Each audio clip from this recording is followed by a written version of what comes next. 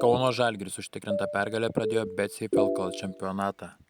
Lietuvos čempionai 107-55 sutriuškino Gargždų krepšininkus ir įsirašė pirmąją pergalę BetSafe LKL pirmenybėse.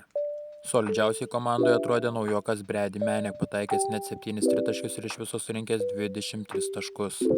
Į komandos gretas taip pat grįžo ir Keenan Evans, kuris per 16 minučių pelnė 10 taškų ir atliko 4 rezultatyvius perdavimus. Po šios pergalės kauniečiai išvyksta į 4 Eurolygos komandų turnyrą ir ten susitiks su Belgrado Crvena Zvezda ir Pirėjo Olympiakos komandomis. Pirmos rungtynės jau šį penktadienį. Nepamirškite paspausti like ir pasiekti šio puslapio, o dabar palieku su gražiausiais rungtynių momentais. Atakai labai sudėtingas.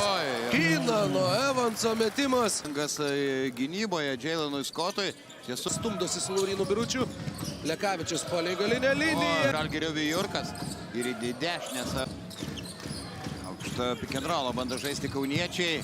Menekas, na kaip pameta savo dengiamuosius Gargždų krepšį.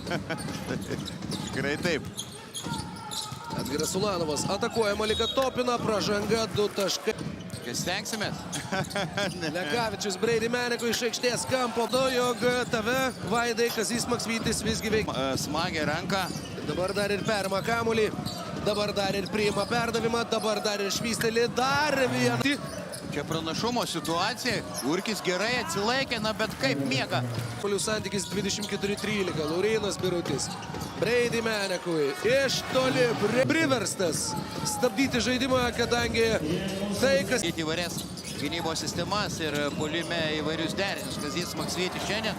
Prameta iš kampo, bet perima kamuolį ir įdeda jį. Suranda Nazą Mitrulongą dešinėme krašte.